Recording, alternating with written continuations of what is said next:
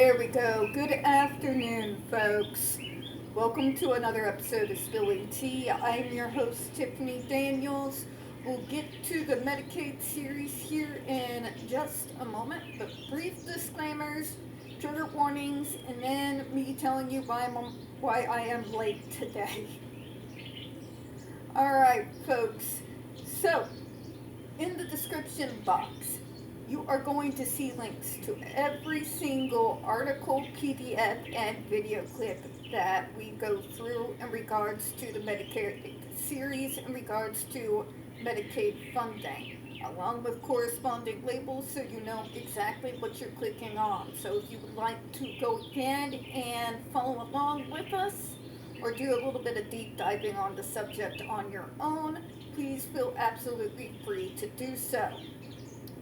Trigger warnings. This channel is marked not for kids for a reason. We do use profanity, and some of the subjects that we cover, such as the Judge Roberts Educational Center, Agape Boarding School, Tobin World, Circle of Hope, and Kanakuk Camp, just for starters. So if you have a child that is 16 and younger and they are watching this channel, parental supervision is very much advised.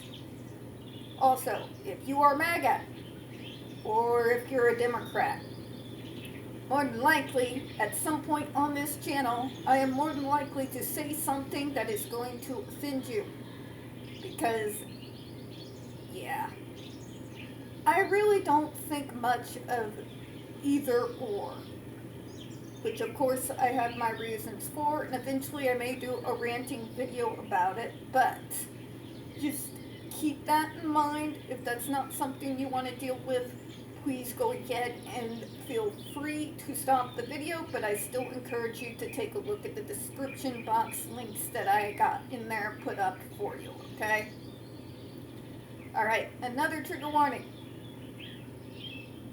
If you are going to comment on these videos, I would sincerely suggest that I know that they're long, but please listen to the entirety of the video before you comment.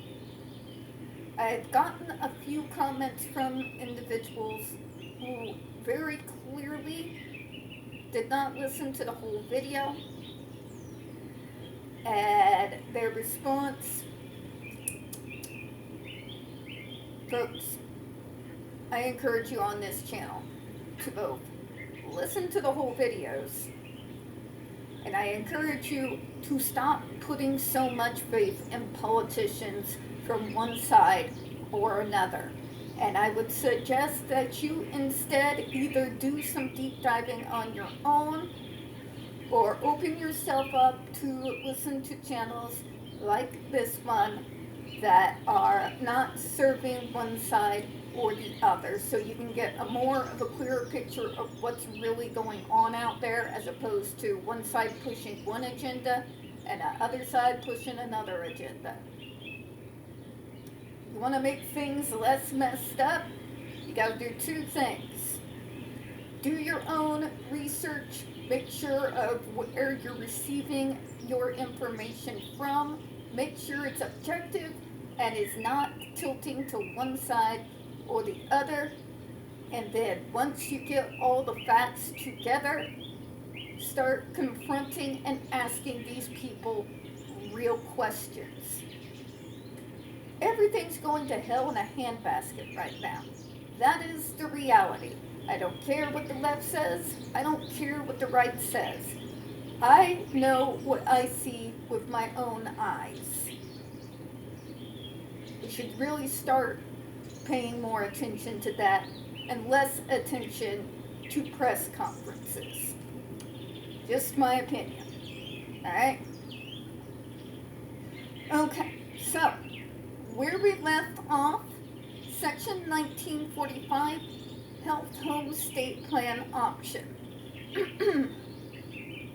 Also, I have allergies, by the way, trigger warning, you may hear weird sounds like that. I apologize in advance. I don't know how to edit these things, or I would. Alright, Section 1945 of the Act allows states to establish health homes to integrate physical and behavioral health and LTSS for individuals with certain chronic conditions. Among other service requirements, health homes must provide comprehensive transitional care from inpatient to other settings, as well as referrals to social services and supports. So, for some of these issues you're talking about, more folks that got a little bit more with the mental health stuff going on, to assist in getting them integrated back into their communities from out of being like in one of the wards, like the borough psychiatric units we have here in town. Going from that and back into the community, back into your own home, and making sure that there are supports there in the community that they have ready access to, with whatever supports they need to be able to cover the costs for the mental health care, be it prescriptions or helping to cover appointments such as speaking with a psychiatrist or a psychologist. Sometimes even help with your more general practitioner if they need a little additional overall health care, that sort of thing. I'm not quite familiar with these as I am in regards to assisted living for those of us with developmental disabilities, and a little bit more knowledge due to my mom in regards to the assisted living situations for like our elderly folks. Let me go ahead and continue here. States receive enhanced federal matching funds for health home services for an initial period. As of December 2020, 21 states and the District of Columbia operated 37 health home models targeting beneficiaries with behavioral health conditions.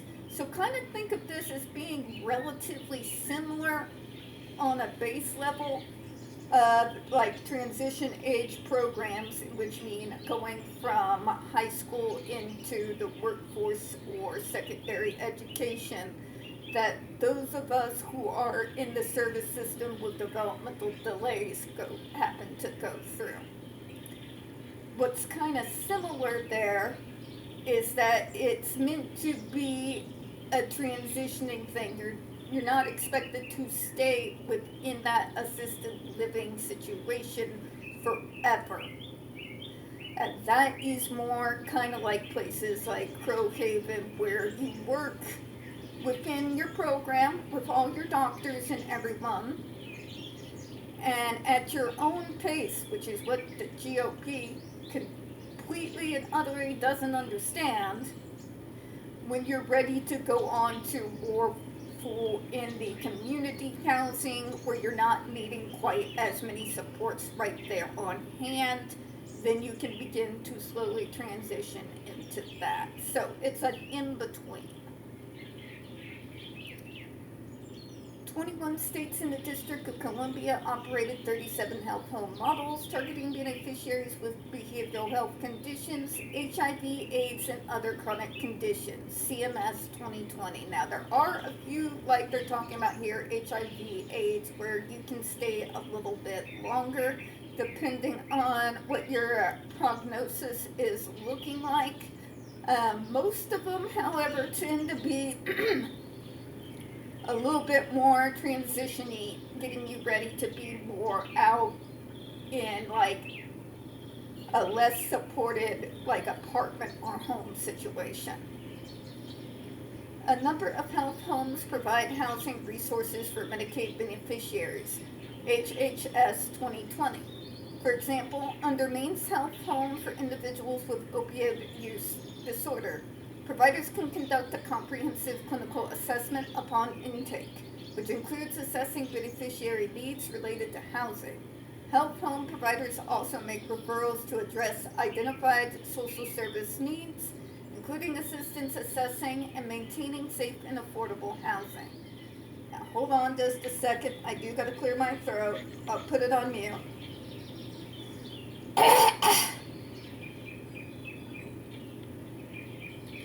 Sorry, I had to do that.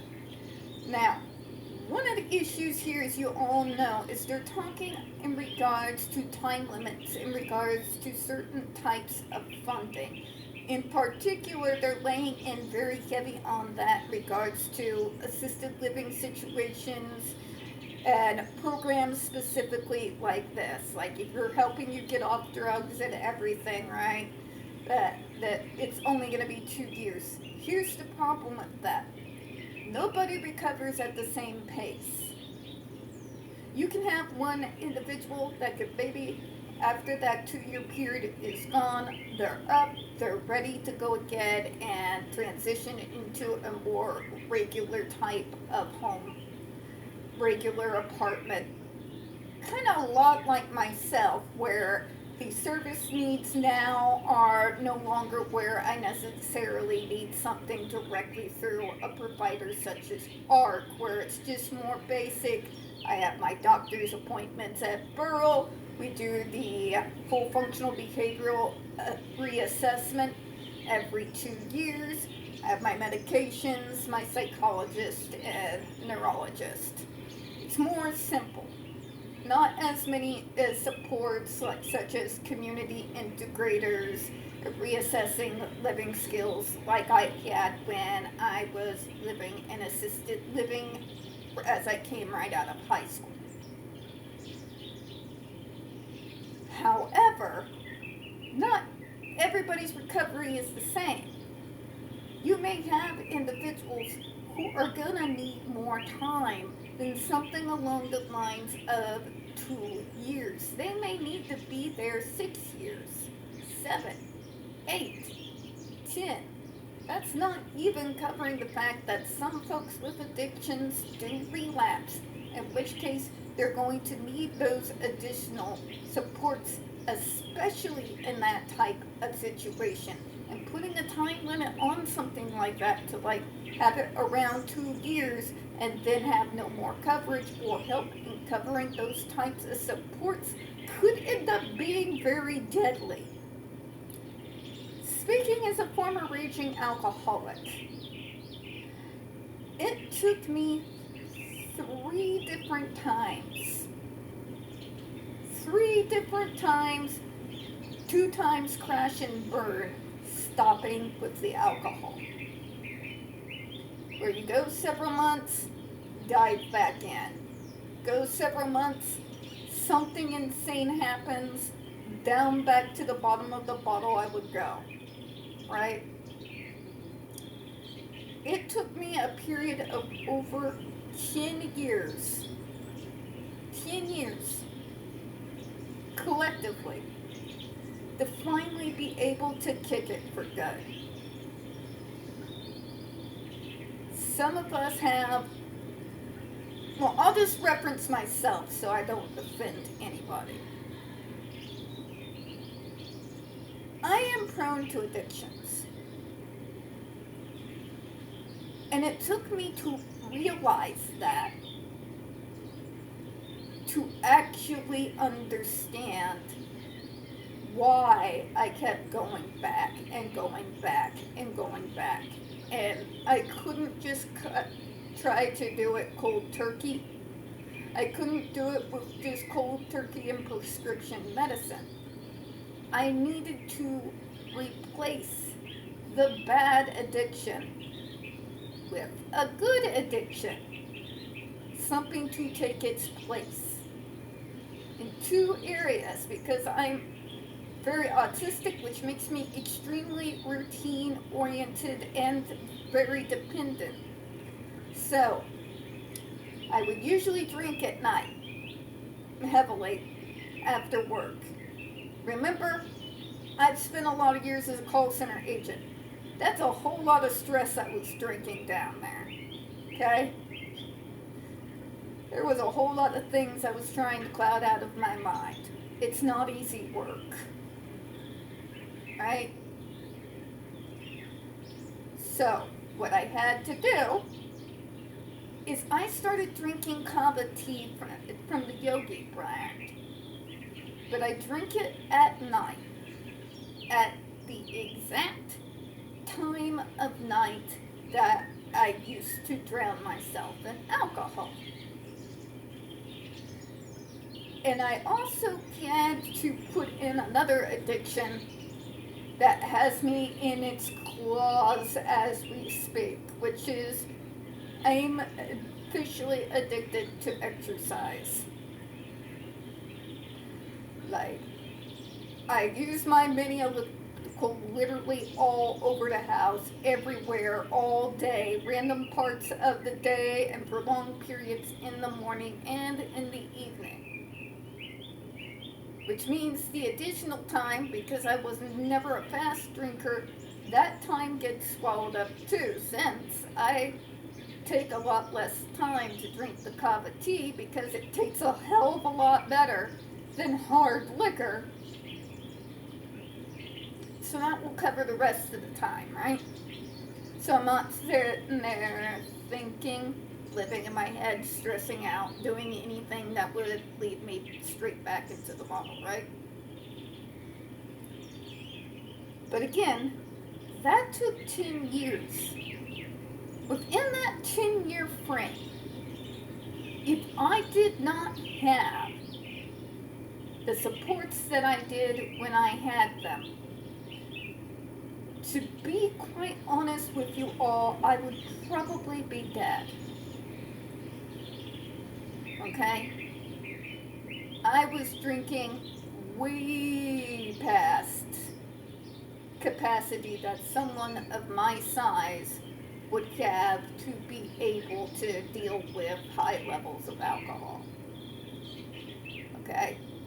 And it was getting to the point where I was constantly, never-endingly, violently shaking. All the time. Anxiety was out of control. Out of control. My digestion was completely shot.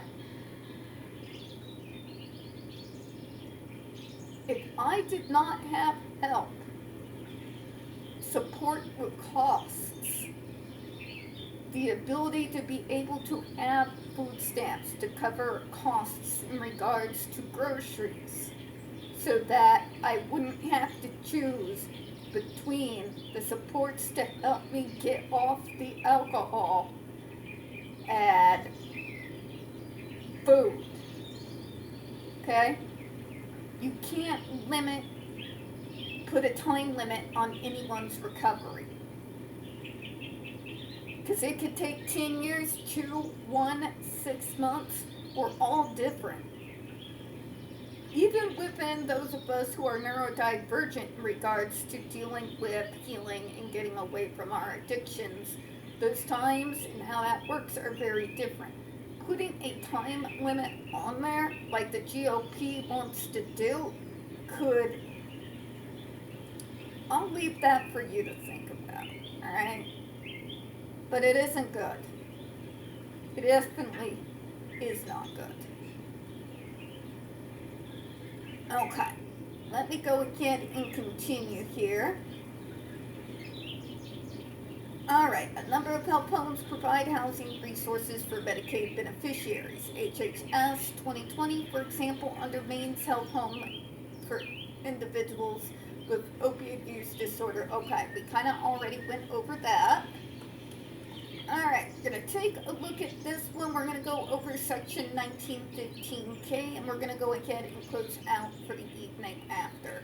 The Community First Choice, CFC, authorized under section 1915K of the Act, allows the state Medicaid programs to pay for services and supports identified as part of person-centered care plans, such as the one that I have been on forever. And thank God, because it really has been the best program they could have ever put someone as stubborn and bullheaded as me into. Such plans are developed with the beneficiary and document the specific type of care the beneficiary will receive. States receive a 6 percentage point increase in federal matching payments for CFC state plan expenditures. We have something similar out here in Missouri, but I, for the life of me, can't remember what it was called. But yeah, within the person-centered planning, person-centered care, person-centered therapy. It's essentially, for once, actually all the same animal there. It gives me the final yay or nay say in regards to any of my supports. That's why it was the only program that could have probably ever worked for someone like me, because I absolutely, utterly put my foot down and refused anything else. But yeah, so what they're talking about here is the person-centered planning. That's your monthly meeting. You go in with what we call your circle of support. You guys remember me saying this a million times. My circle of support was myself, and I was my own guardian, and you know what I say when. But I included my mom in there with me anyways, because I knew she had a perspective that I wasn't going to have, and she would notice something that was off with me or something I needed to work on that I was not catching. So I always had her there during those meetings during that time period. I had my case manager from the regional office, the Missouri Department of Mental Health Division of Developmental Disabilities, which is the exact same Missouri Department of Mental Health Division of Developmental Disabilities that I went to work for later on as the advocacy specialist there. In a way, you could say the inmate came to take over the asylum. That's horrible. I'm sorry, folks. I'm horrible at making dark jokes. I'm aware that could be offensive, and if it is, I apologize in advance, but I don't know. I've always liked that saying. Anyways, before I get us further off into left field here.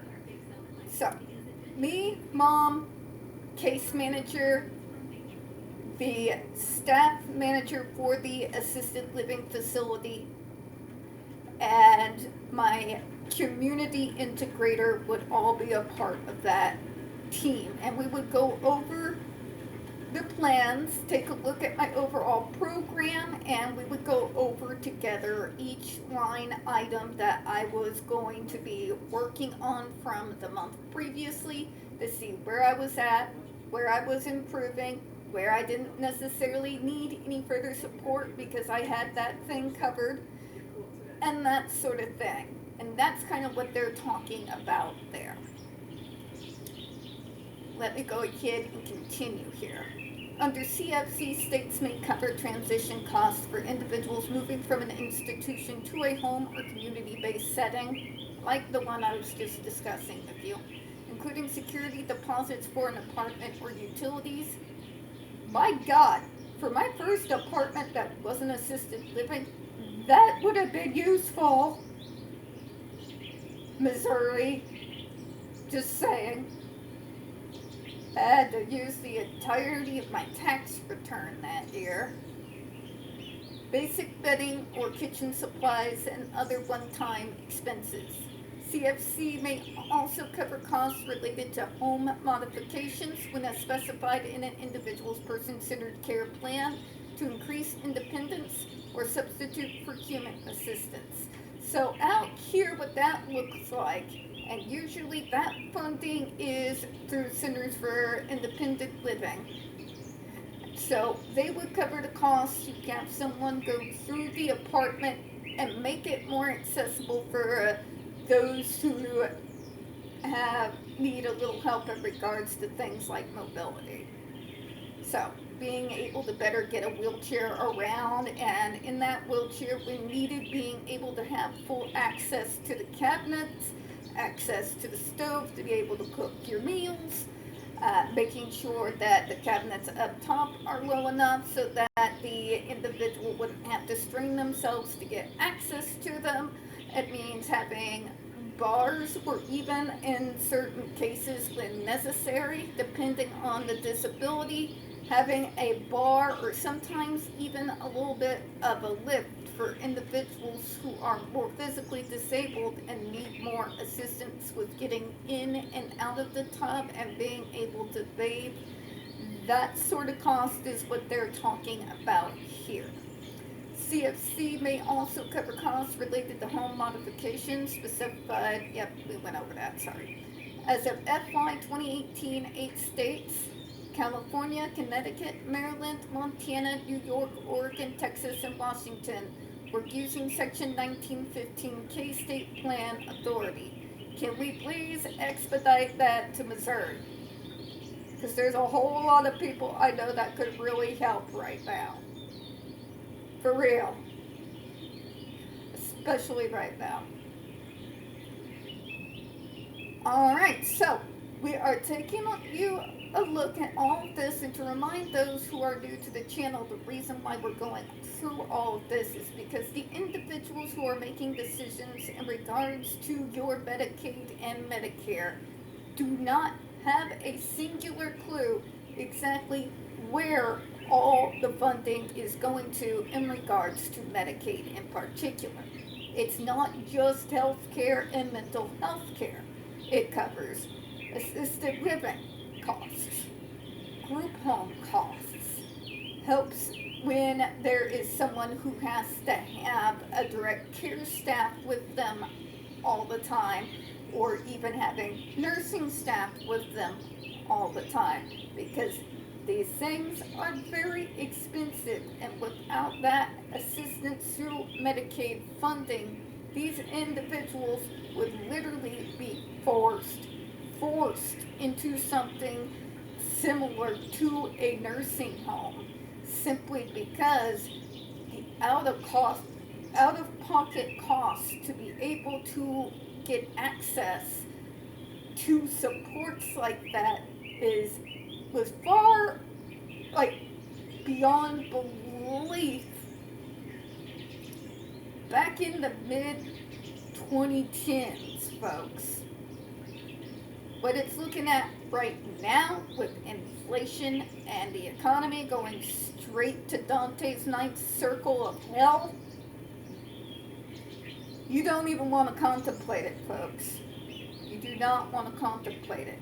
I want you to know, in regards to the taxes you pay for Medicaid, when you all scream that I deserve to know where my money is going, well, stay around, because if you watch this channel and continue to hang with us during the Medicaid series, I'm going to show you exactly where all the different kinds of Medicaid funding is going where, and why the cuts the GOP is proposing is going to, no, screw it, I'm going to be blunt. Some people will die without those supports.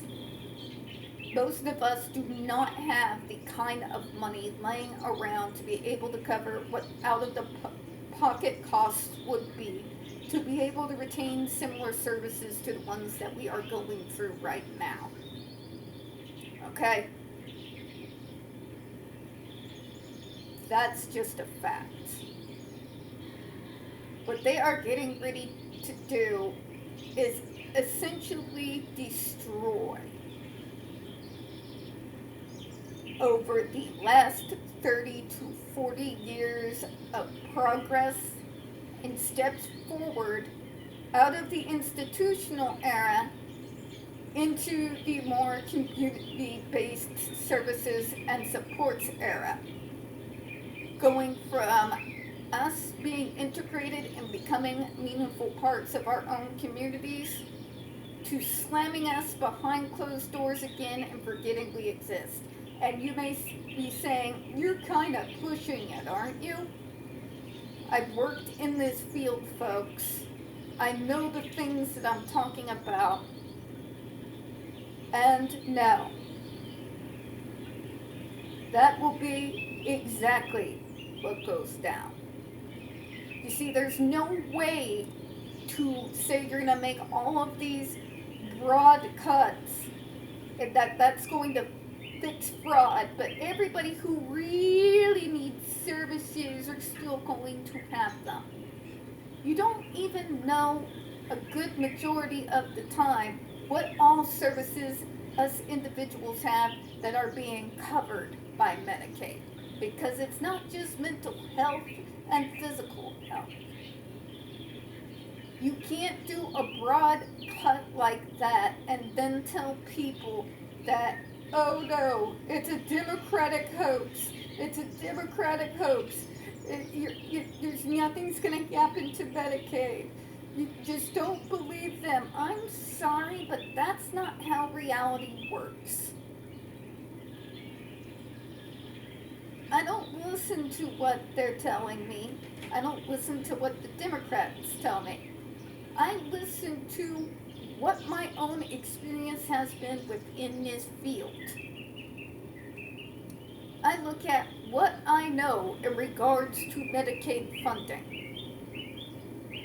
I look at the reality of the situation as it is because I know it front, forwards, backwards, and sideways. It's going to be felt by everyone who's on Medicaid and Medicare. Point blank. Indirectly or directly, it's going to hit. And when it does, folks, the fallout, I don't know. Whatever you believe in, if you pray, or you want to manifest whatever you want to do, if we don't find a way to stop this,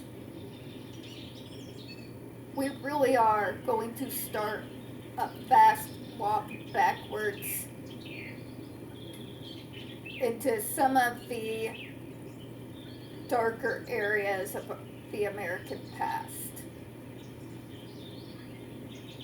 We're going to go ahead and close out on that one, folks. We don't get very many views on this channel, and the few we do get do tend to get removed from time to time. So if you wouldn't mind, folks, please don't forget to hit the like button, hit subscribe, and folks, please don't forget to hit the comments. I do appreciate your time this evening, and as always, we here at Spilling Tea hope you can have a good one.